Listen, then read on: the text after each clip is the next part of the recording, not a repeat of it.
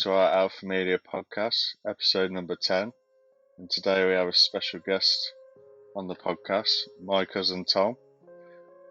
He's been involved and been a part of the film and photography niche for many years and had a career through that industry. So I felt I wanted to get him on. So for the guests, we got yet again another different type of industry on the cast. Obviously, Dave, as usual, is on board as well. So thank you, Tom, for coming on our cast. No problems. You sold it probably a lot more glamorous than I could have. My film and photography niche. I feel like this is going to be a good one, to be fair. Can I clear it up now that I'm not a photographer? I don't get paid for photography, so you can scratch that. There'll be an outtake one. But I'll start with asking you the first question, Tom. If you want to tell sort of the viewers a bit about sort of yourself and like what it was like growing up, sort of thing, for yourself. I guess like any youth, you just after school life, I'm struggling there. Hang on, give me a sec. Where do you want me to start? How far back do you want me to go? Just sort of talk about what sort of life was like growing up, and like when did you sort of find your passion really in like film?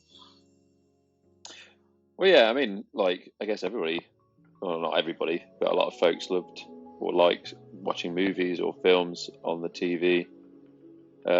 When I was younger, I used to watch films with my mum quite a lot, like with your parents, as you do. Go and get some sweets and sit on the couch and watch a video. Make sure it's rewound so you can start from the start.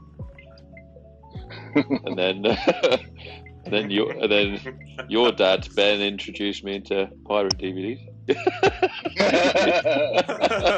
We're definitely not cutting this out of the podcast. That's on there. So the world was our oyster at that point, so we could watch anything. Love it. No, we paid good cash for our cinema viewing experiences, etc. at home. Just like any, just watch any old films, and you sort of like it. I guess everybody sort of you connect to it in a way, and I wasn't interested or didn't even think about a career in film from a young age. That's sort of like, I guess the only thing you really think of is becoming an actor. That's what people sort of relate to films. When you're young, you're like, could I be an actor? Am I, But I mean, it didn't take me long to realise that I weren't cut for that.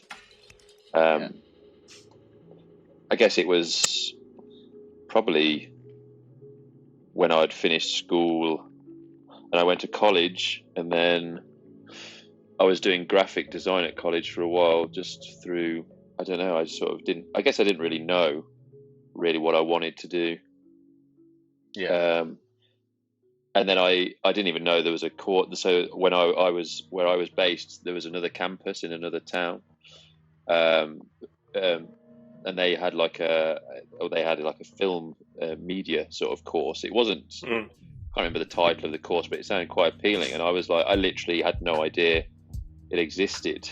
And I was like, oh, okay, that sounds good. Because at the time, I'd started making like little short films with my friend Pete, which also now he works in the film industry as well. Actually, he's a boom operator, and works on some quite big things now, like Kingsman and whatnot. But yeah, both of us sort of started.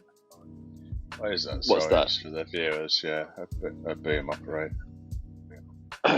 Boom operator is the guy that you would sort of see holding the microphone on the, with a fluffy thing on the end of on the end of a pole is what people, you get boom operators in television, and you get, in film, because they're recording. You don't record the sound through the camera, you record it externally on a device, and that basically the best place to get the best sound is to hanging a mic over their head, like just in front of their face, but obviously being out of shot, so it requires sticking a microphone on the end of a pole, and swinging it around as the actors move, like, turn around and move their face. You need to sort of try and keep the mic in that golden spot to get, clean dialogue.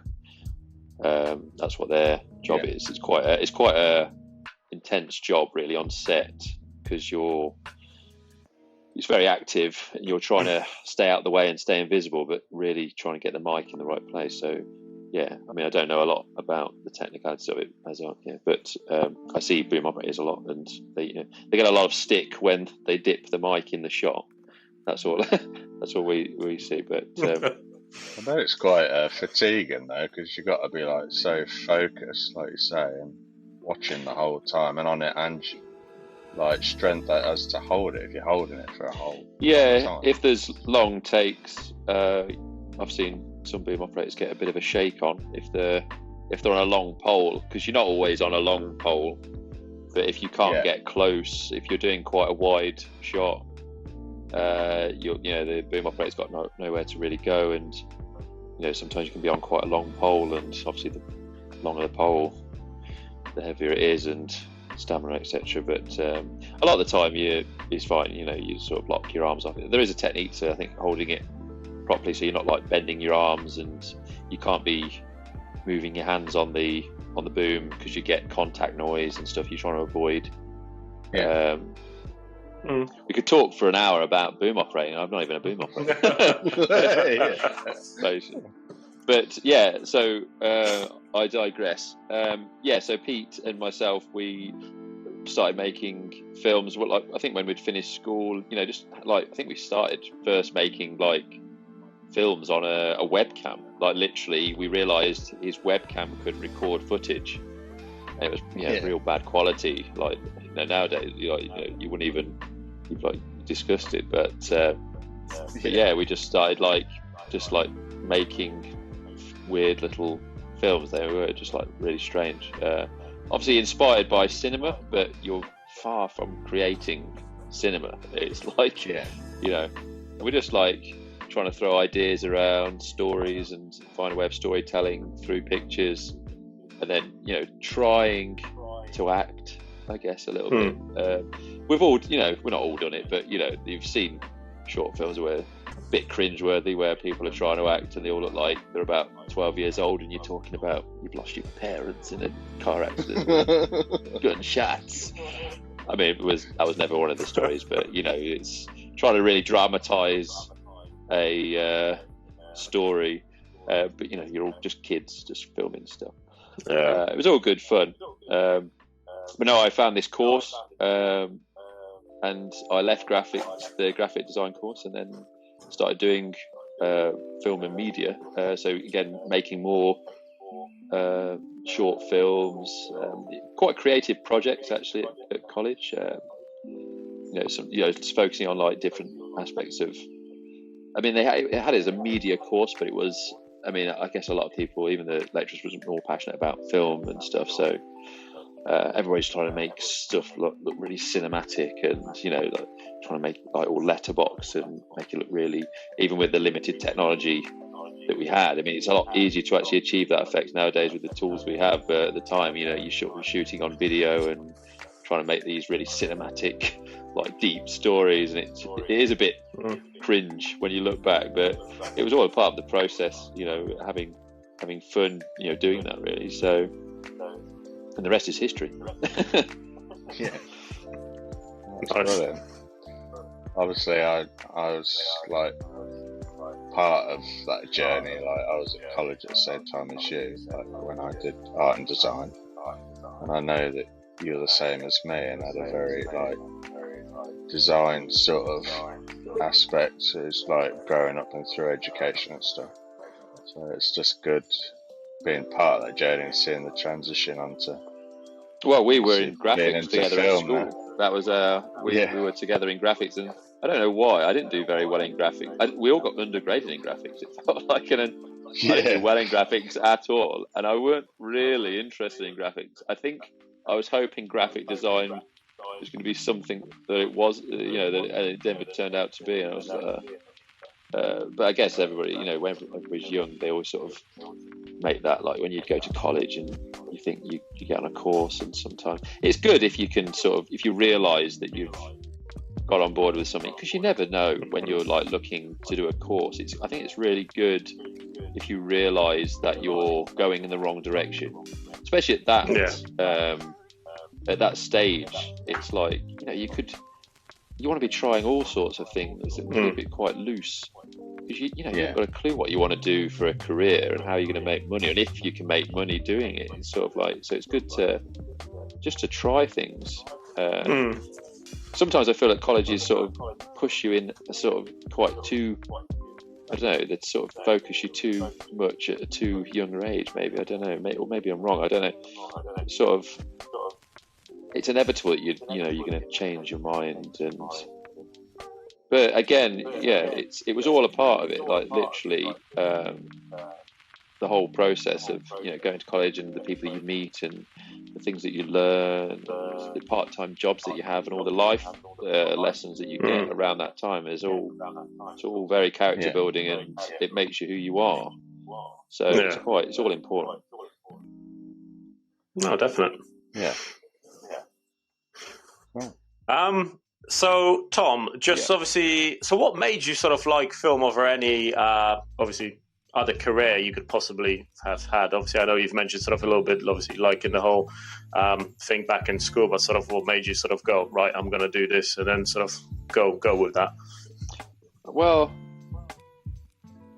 I guess at the time, when I don't know, when you're young and you're watching films, I think you get like this really, I don't know, sometimes when you watch a film, you get this really nostalgic sensation, or I do when I used to watch things, this sort of sensation that used to wash over me, and then films used to like digest in my belly for a good few days after, and then used to, either in a good way or a bad way, and you feel really connected to, like, I don't know, like the film or whatever you've watched, and you can get this from books. I've got this sensation from books as well, but and I think my interest, I don't know, like I thought working in the industry, it would drag me closer to that magic, if you can call it that in a real cheesy sense. That like you think, I imagined that on set it would be this, like this magical, like, I don't know, a bit like Disneyland or whatever. You just this, but and I think that sort of like sounded quite appealing, like that's immersing myself in that sort of space. And I mean, I guess later on down the line, the more I learnt about the industry and that, I discovered it wasn't that. But that's a different story. But it turned into something else. But at the time, I think I was sort of chasing that. I was like, I think I want to sort of be in that world. Oh, cool. Do you sort of, because you just touched on that, you thought it would be like more magical, is the words you use, and what it actually is now? Do you kind of seen things since and been a part of things since, and kind of regret to a certain degree? Or I don't regret it at all, no. And there are people that do. I mean, lots of people get in the film industry in different ways, and everybody has this expectation of it. I'm not quite sure of if it's all the same expectations as what I had. I guess a lot of people, I don't know, like people just think, okay, I really like films, I want to be involved with that. But then you don't think about what do you actually get paid to do? What is it, and is it a job? And like, and But it is. But there's lots of jobs within the industry, and they're all very different. And some people stumble across working in the industry, even from a trades background, like chippies or sparks, like electricians. They start off in that industry, and then they end up just stumbling across, oh, my friend, he got me some working on a film, and you end up, getting into it in that sense. So some of the people stumbling across into the industry, you don't go into get the education, you don't have an educational background for media and film, because it's not necessarily the way to do it. But it's there's definitely no right and wrong way of getting into the industry, and everybody's story is different and how they did it, and some people, that wasn't even their plan to do it, sort of thing. But I mean, it was sort of my plan, and strangely it sort of worked in a way, if you can say that. Like, so far it's sort of going to plan-ish. But yeah, it's a very weird industry, and there are people that get into the industry and eventually they see the reality of it, because the realities can be tough, and there's a lot of egos in the industry, as you can imagine, on screen and behind camera. And you're dealing with these people, and you have quite an intense relationship with the people you're working around when you're on a film. Say if you're on a film or whatever for X amount of weeks, months, and every day you're working with the same crowd, and sometimes quite intensely, you're all quite close, and then if you don't get along with people or you clashing, it can be quite a bad. You can have quite a bad experience, time. Isn't it? Yeah, basically, yeah, you can have quite a bad experience. But the upside to it is that it is always short-term contracts. So if you can stomach it for a while, but it's enough to, sometimes the experiences that people go through, it's enough to put you off, and people have left the industry from bad experiences. I mean, I've never personally had anything, but some of the stories I hear about certain people and certain things, and I had a little clash once with a director. There was, it was no fault of mine. He was a very strange guy. I won't mention his name, but he was just looking to blame somebody. It was quite a childish argument that we were having. Quick break for adverts. Right, what's going on, guys? Dave here from Alpha Media Team. If you are thinking about starting a podcast, but you do not know where to begin or where to start, why not try and give Riverside FM a go? It's a great new tool for the fraction of the price that allows you to create great podcasts with editing capabilities of very expensive programs. So why not click the link in the bio and start your journey on becoming and having the best podcast on the internet. Take care, guys. See you later. I'd take this opportunity to talk about what we're about here at Alpha Media. We inspire others to start an online business. Give them the blueprints. Show them the way to start making their first commission online. Escape the 9 to 5. We should have a link listed somewhere, either around or beneath this video in the description. If you click on that link, you'll go through to a web page. On that web page, there'll be a video with myself or Dave talking through what those sort of next steps look like and through that process. Apart from that, thank you for taking the time to watch our content. So, Tom, in the sort of film industry, is it sort of competitive? And when it comes to securing contracts, how does that work? Is that like how interviews work, or is that quite competitive as well? Or? Well, for me, I don't get interviewed. I didn't really explain actually what I do in the industry, I guess, either. I work in the camera department. My title is a second assistant camera or second AC. as they're known, or in England they tend to be called clapper loaders, but it's sort of a term that you don't hear that much nowadays. But so I'm in the camera department, and like every like in like a lot all the departments and in lots of jobs there's like an hierarchy. So I was a camera trainee for a few years, and then I stepped up to be a loader, second AC, and that's where I am at the minute. So like my responsibilities are, well, I guess the one that everybody notices is that you put clapperboard, you do the clapperboard bit. Hence why I've got a few clapperboards from different jobs on the walls. I'm not supposed to keep them, but I kept them anyway. But yeah, you do like admin and like you keep a lot of information. You're sort of storing like because everything that you're shooting needs to be recorded for production, and people know that you're what's being shot each day.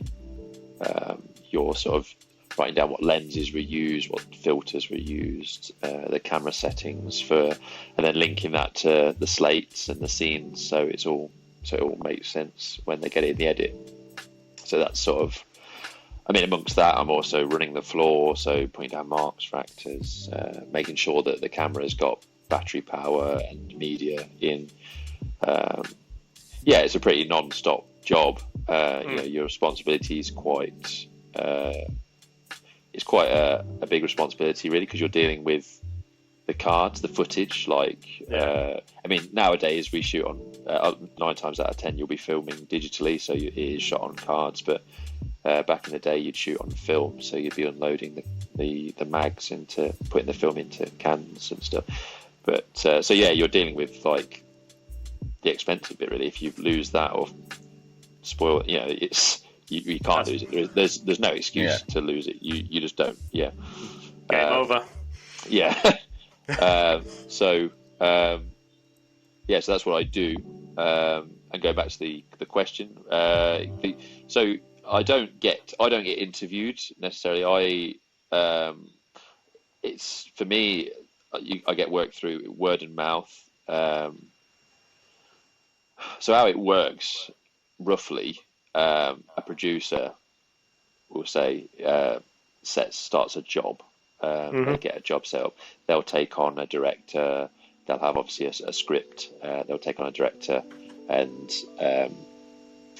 start discussing ideas. And then so a director will be employed, and then a director they'll then either work well with a cinematographer, a director of photography, and then they'll get employed as well, or independently. They might not have worked together or whatever, but they have to go through interview stages, and they'll look back at their work, and depending on who's hot and who's not at the time, like young directors and directors of photography, what if it's if they're appropriate for the job. So then they'll usually have camera operators that work for them. They'll usually know camera operators, so then they'll employ a camera operator. A lot of them will have will employ a focus puller. So I'm working down the hierarchy. So then a focus puller, also known as a first assistant camera, or focus puller, known as in this country, their job is to focus the camera. They're also in charge of the department, or tend to be more in charge of the department, keeping the department flowing. And then I'll get employed from the focus puller, and then we'll choose a camera trainee between us. So it tends to go through that sort of system, like through word of mouth and who you've worked with before.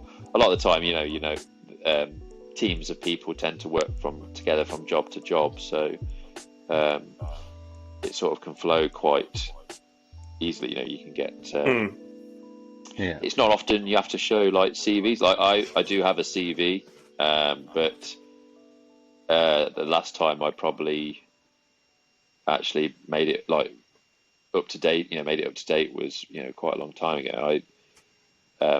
Sometimes some jobs will get you to like send in a CV, just just to make sure that you are capable and you have worked before and you are experienced, but not often, because the producers don't really care. I mean, they do care if I'm capable, but you just wouldn't. But the focus pullers wouldn't employ somebody that weren't able, and they wouldn't just take that risk.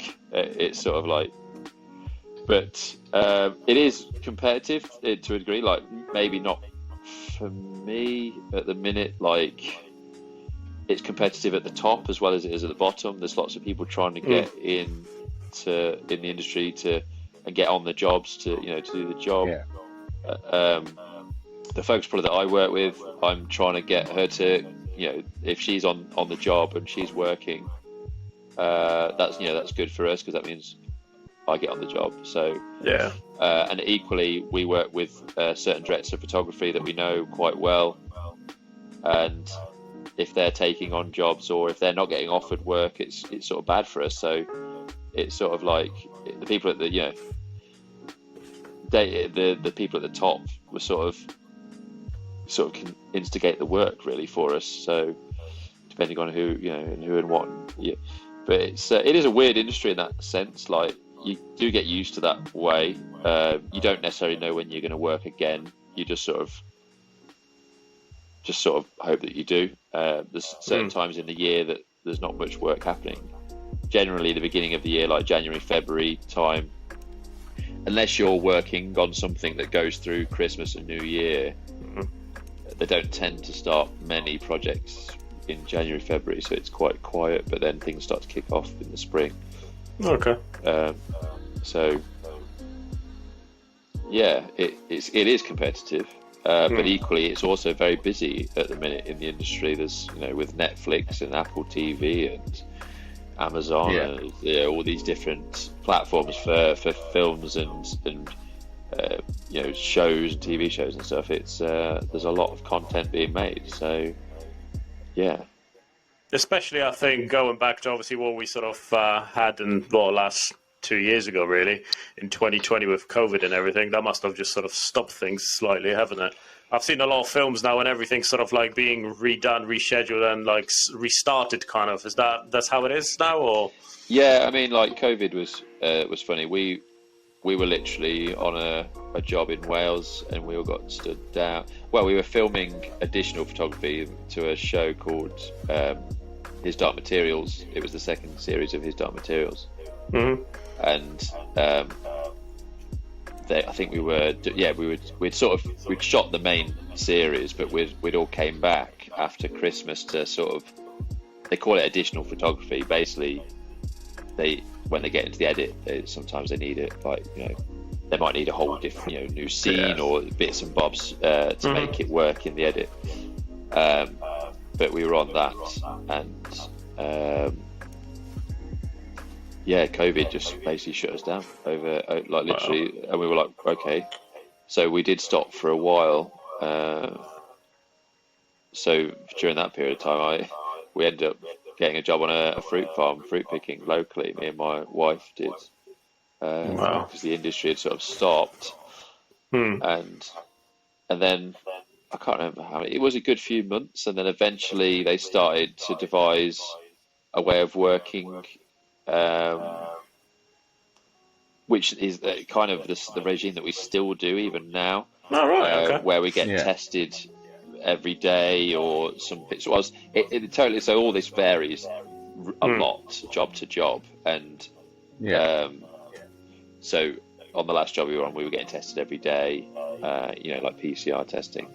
No, lateral flow, the old swallow up the nose job. So we were doing that every day, and we had to wear masks indoors. But it's sort of getting a lot less strict now. Like before Christmas, we were working on a Netflix film, and we were like masked inside or outside, depending. No matter where we were filming, we had to wear masks on set. But we just did some additional stuff for that actually the last week, and it sort of cooled off. So we were outside, so we didn't have to wear masks and stuff. But we have, like, you might even see them in the credits if you look. Like, there's a COVID department now. Like, there's a it is a thing. Like, there are people that are going around sanitizing surfaces and making sure people are wearing their masks when they're needed to, and or they're in control of the they're doing the tests for making sure everybody's getting tested and stuff. So I'm not sure how long that will last as a thing, or whether they change it to, like, I don't know, like medical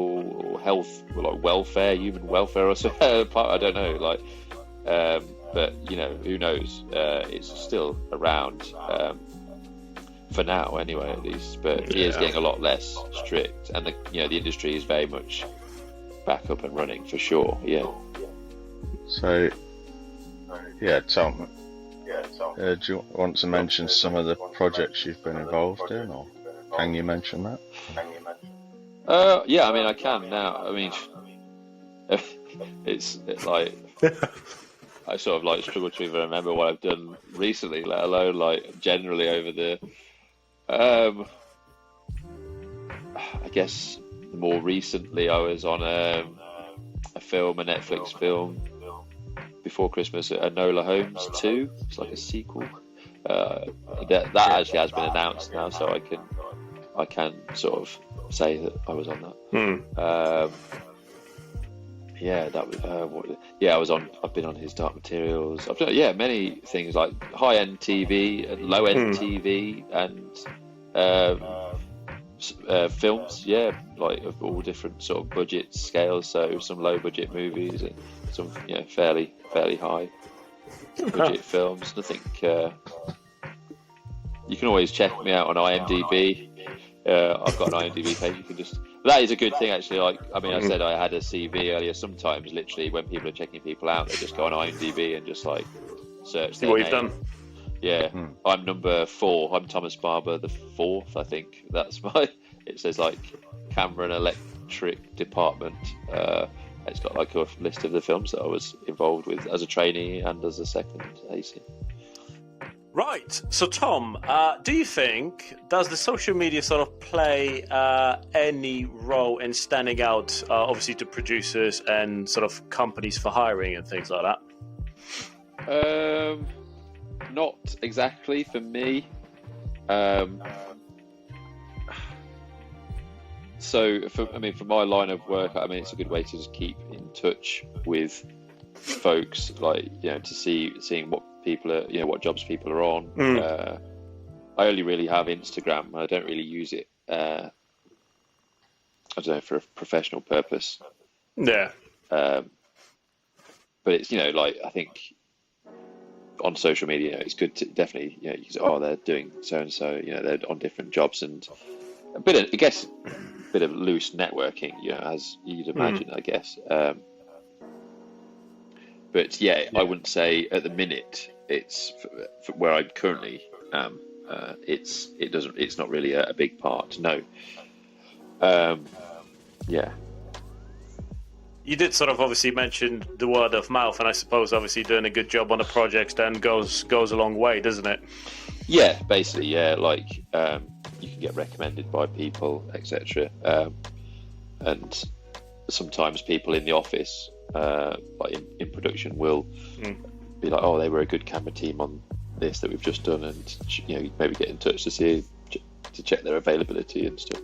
Tips or advice would you give to any students or anyone like coming up? I know you said earlier on the podcast that there's like many different ways to get into the industry, but well, I guess to start, the answer there is I know when I started, when I graduated as a student, I was sort of, because obviously there's being a filmmaker, and then there's being a film technician working in the industry, and sometimes people don't sort of, especially when you're a student, you don't really, I guess, kind of sort of like it's a bit of a blurry line. Yeah, there was a saying that we always used to say, if you want to make films, don't get a job in the film industry. And so, if you want to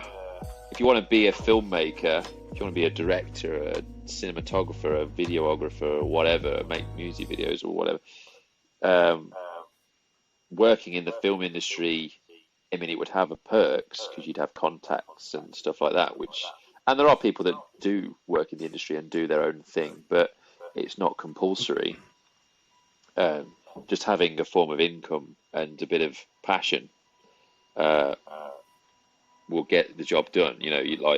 And if you're writing scripts at home and making stuff and start entering stuff into festivals, that's all on the side. I don't really even associate myself with that sort of side of it. It's a weird thing because really at the minute I'm a technician. I work in the film industry. It's a job. I'm not a creative. That's not to say that it doesn't lead to creative roles. That sort of leads on to the next question, is where I see myself in the next 5 years, which I'll go on to talk about in a minute. But it definitely leads to creative things, but you don't get a lot of the roles on set. You're not a creative. You're doing very practical things. You're a technician. You're problem solving, using your initiative to, you're planning ahead. I'm not making films, and I'm not a cameraman. I think my parents probably think, oh yeah, my son's a cameraman. He's not. He's not.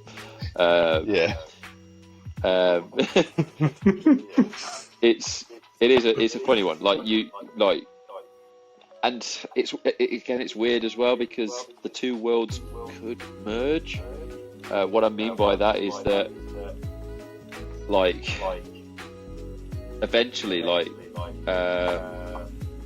that short film world leads into indie film world, and sometimes you get employed to do to do favors for friends, or you can actually get short films with quite big budgets and they pay a proper crew to do it, and then like a low budget movies are sort of created and they feel a bit,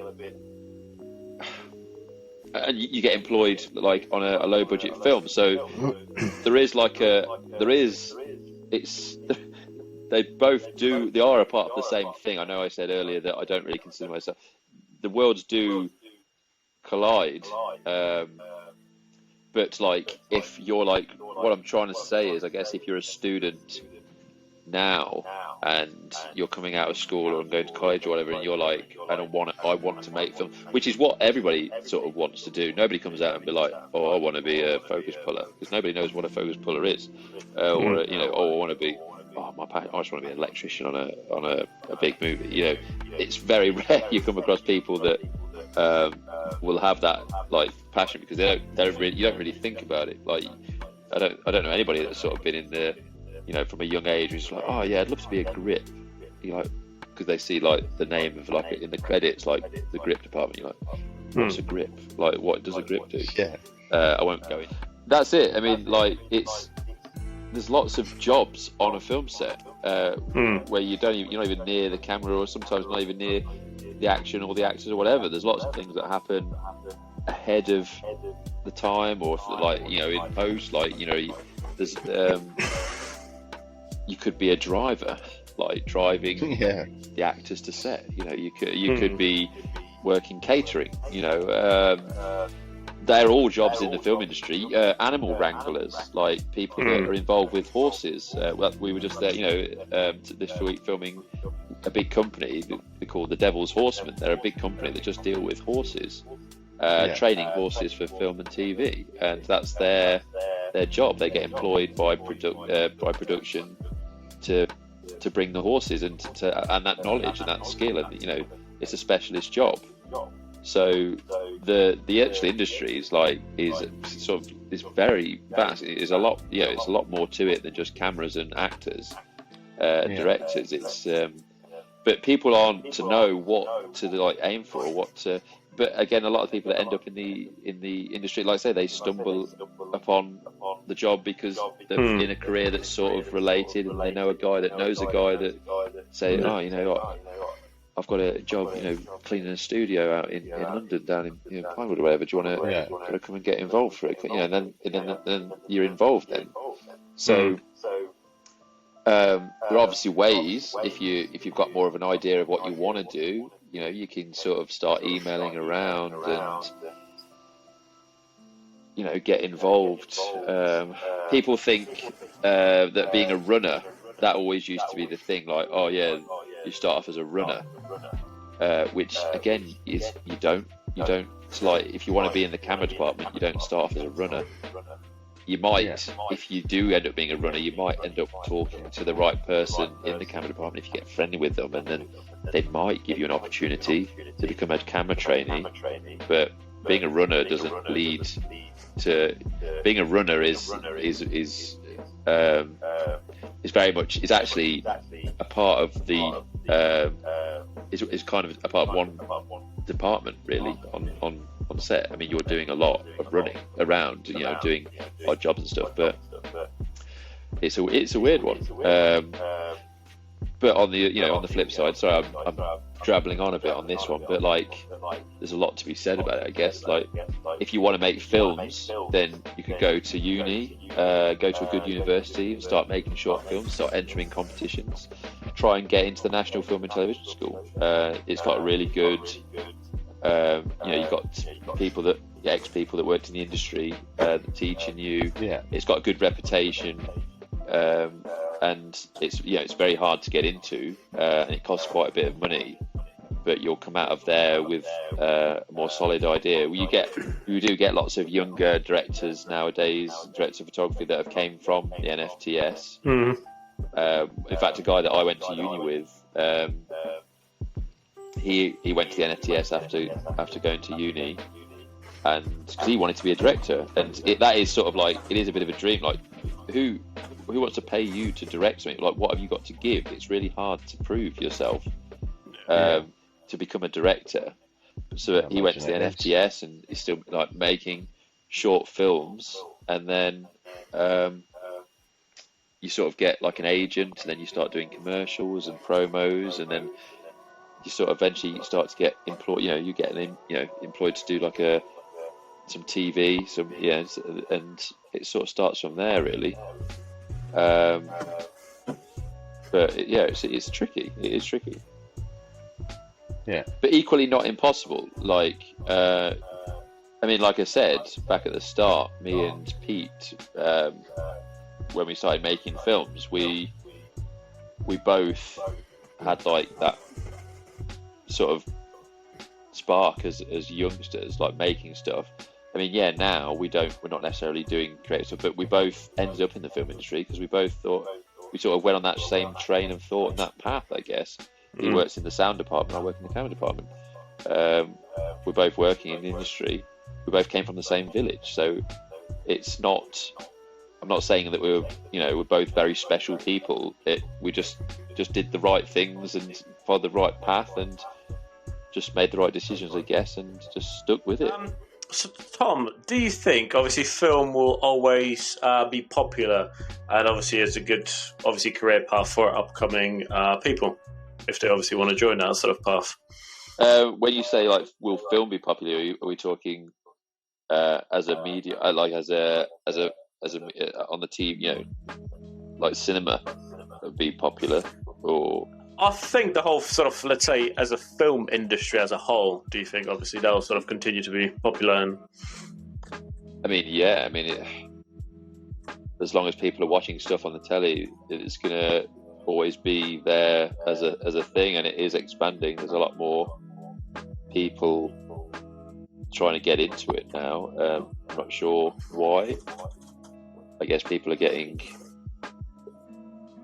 a lot more people going to university now, and I don't want to say university is not the way to get into the industry. Like, I know people that got into it without going to university. I don't write my university degree on my CV. It's not even written on there. It's definitely not compulsory. 100%. I want to make myself clear. But like, it's I think it's always going to be popular. Whether it burns out a bit in this country and the work sort of dies down, who knows? But I think there's a lot of big contracts in this country at the minute.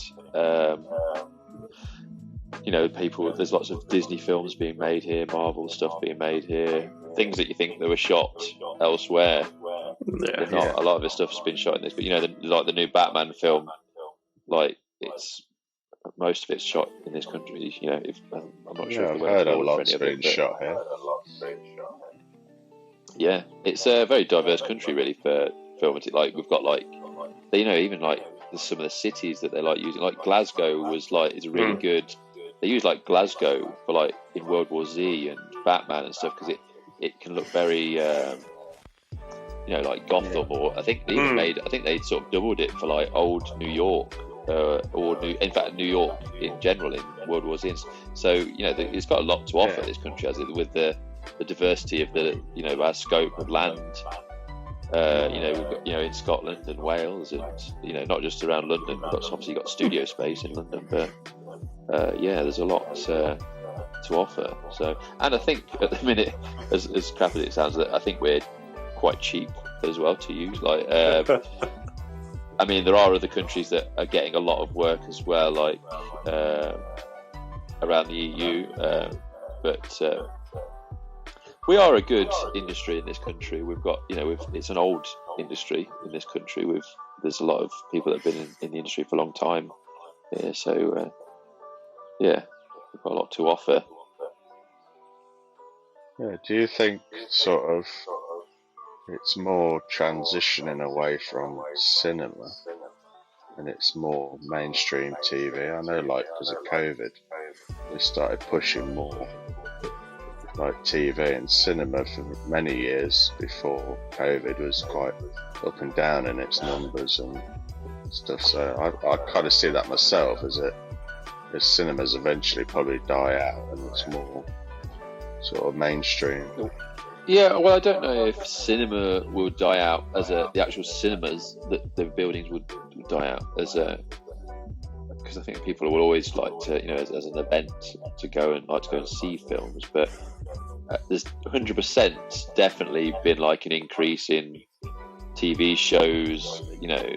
Even like in the last couple of years since I've been working in the industry, I've seen like with the birth of like Netflix and stuff like that, and Apple TV. And the thing is, these TV shows now have got such big budgets. Like it's like almost more than movies. It's like it's crazy. I think people are like like seeing there's like I think there were a bit of a bit of a snobbish thing about in the industry. I mean, I never really experienced it, but like people that worked on movies, people that worked on TV, and there was like this bit of a I don't work on television. I work on movies. But now it's that sort of like that line's sort of blurred a lot as well because, like I said, like I think Game of Thrones was a responsible for a big part of that. Like the budget in the last series of Game of Thrones was just mentally, and the people that were working on it were the people that worked on big movies. People that these people that big crews that, and there no end of people from around the country, like so many people, not even working on it all the time, but working on dailies or whatever. But these big shows for these different platforms, I think it's. But films again will always be made as well. So they're still making movies, but there's just lots of different styles of job out there. Yeah, cool. So where do you sort of see yourself in like 5 years' time, Tom? Well, I've actually just invested in a bit of gear. It's called a Steadicam, I guess, where people might have seen Steadicam. The guys, the people that run out onto football pitches with the cameras. Sometimes you might remember, like, you might see like these guys running, with a big vest and arm and the camera sort of floating around. That's what they are, but they're used in film and TV like often as well. They're basically does what it says on the tin. It makes the camera steady. It sort of floats around. I think the first film that Steadicam was ever used on was like The Shining. The guy that invented the Steadicam actually operated on The Shining, and if you, for those of you who've seen The Shining, I think in big floating shots, like following the characters down the corridors and stuff, that's all done on Steadicam. So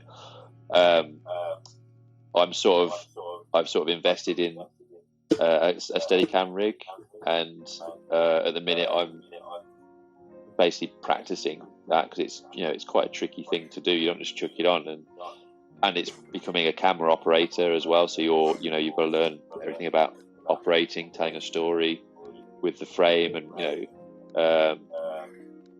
it's not natural progression for somebody just to start loading and to do Steadicam. It's just something that I don't want to like do focus pulling, that which is sort of the next would normally be the next part of the next rung up for me. But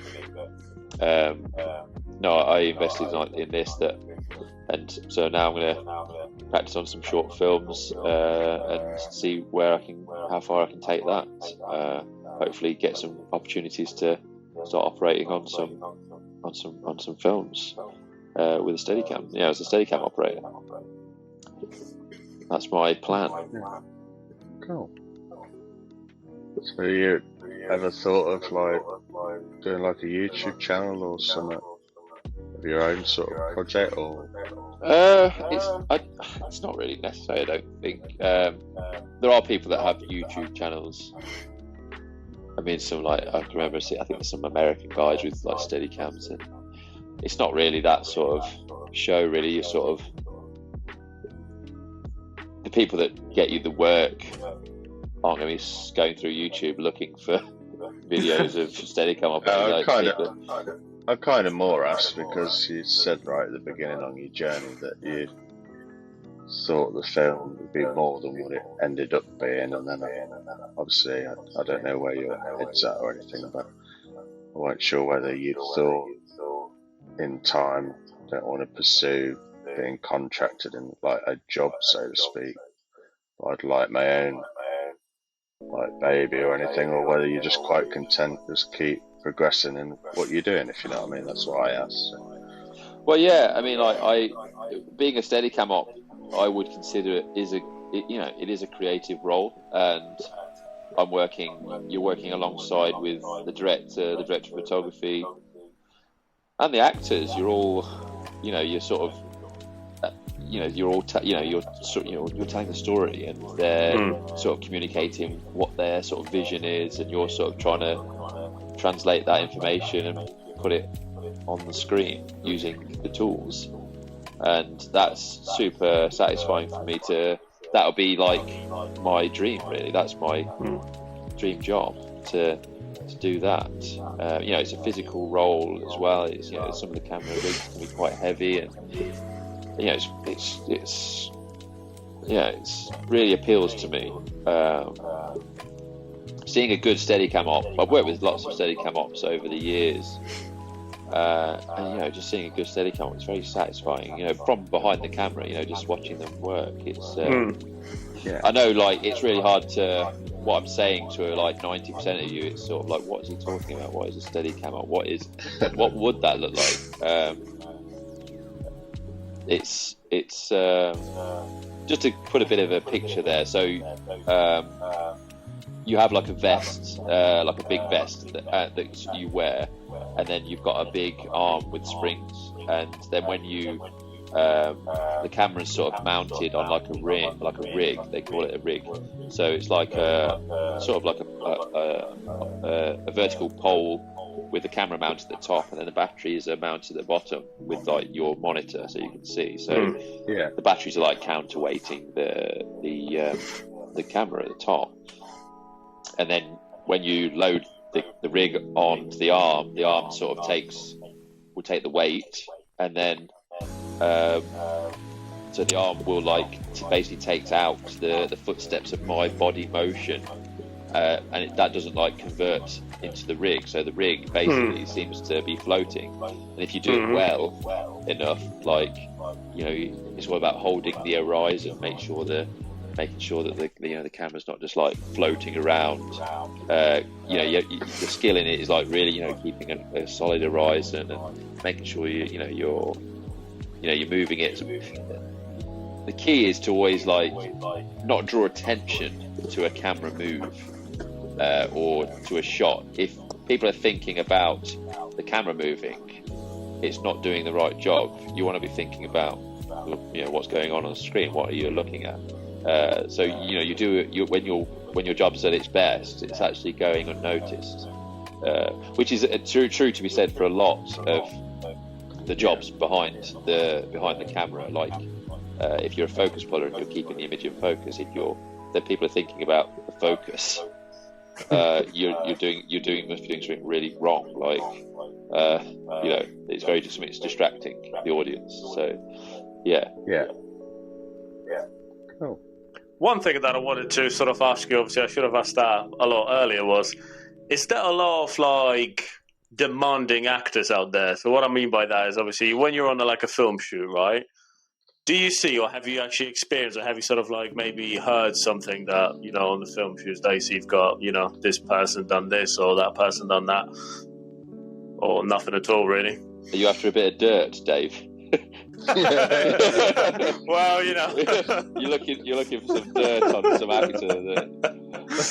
Give me the name and what they've done. Yeah, what are they? Yeah, what? I'm going to be totally honest. I found all the actors that I've worked with,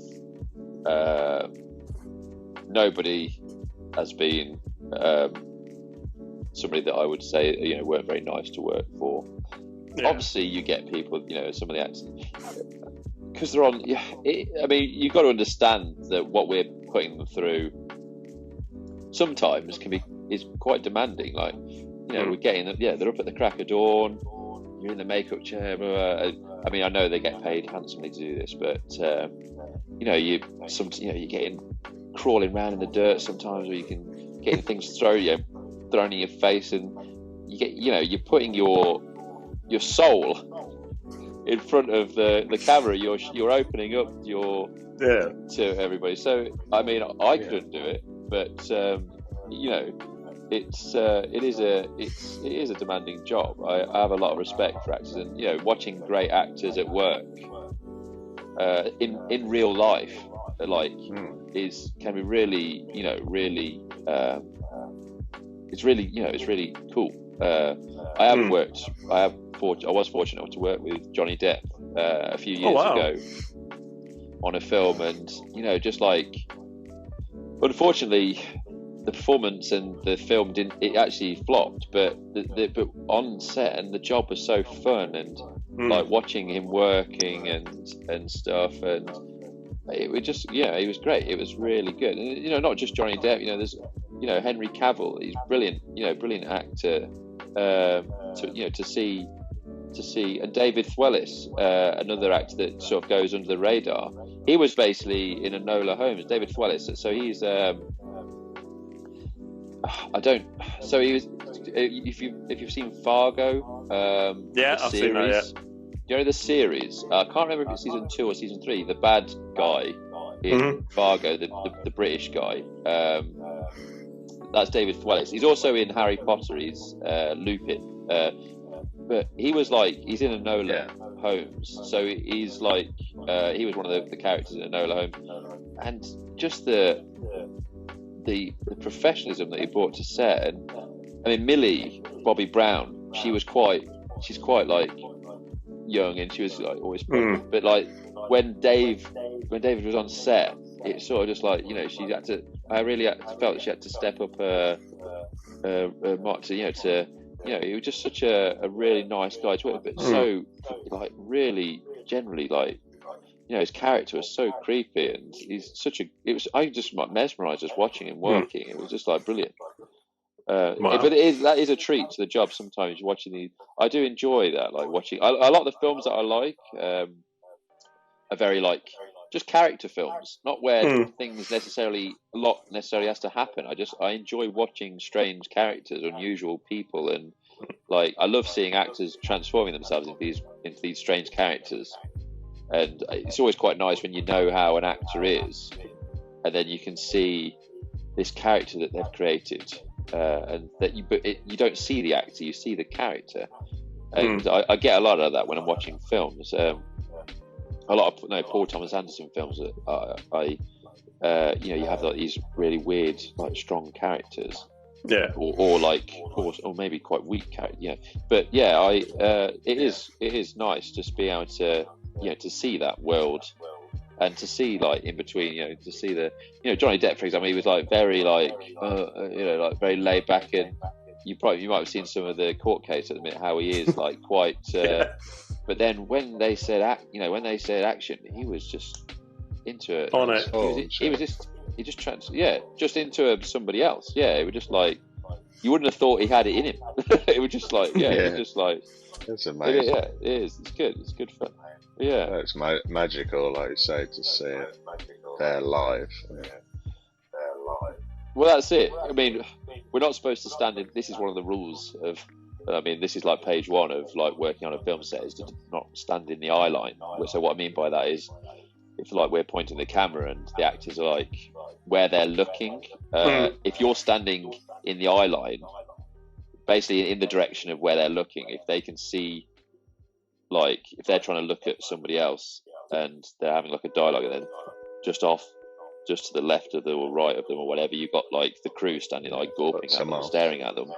It's very off-putting, so you shouldn't stand in the eye line. So normally, because I'm the last one off set before they call action, because I've just put the board on, and then I've got to hide sometimes. Like sometimes I've got to hide on set, like I've hidden under beds and everything, and behind plants, behind doorways.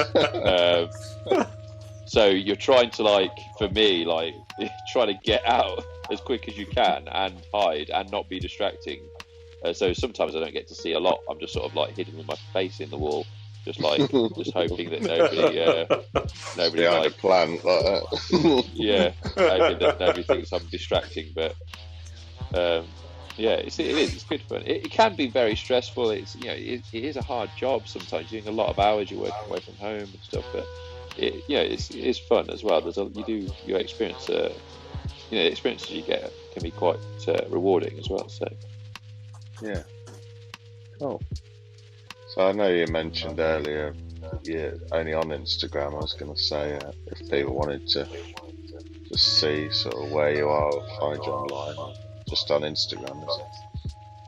Yeah, basically I'm just on Instagram. I mean, you wouldn't really again, I don't use it professionally, so you're not gonna find much. I mean, when I said at the very start, I'm not a photographer. I do a bit of photography as a hobby. I don't get paid for it. I just purely do it just for the self-satisfaction of taking photographs. So I use Instagram for that, and I like to post climbing videos sometimes because I do a bit of climbing. So, but yeah, I don't use it for. However, now I'm branching out into doing Steadicaming. I might actually need to set up an Instagram for that, because as it happens, you'd have you've got stuff that you would need to you can post up, like shots that you've done and jobs that you've worked on, and if people see that you're working, it looks good.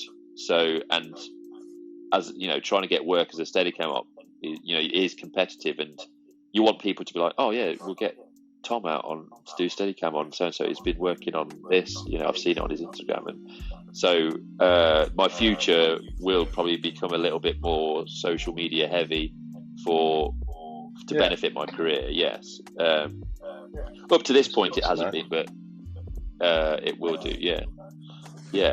The reason I asked, I'm not quite sure. I'm not.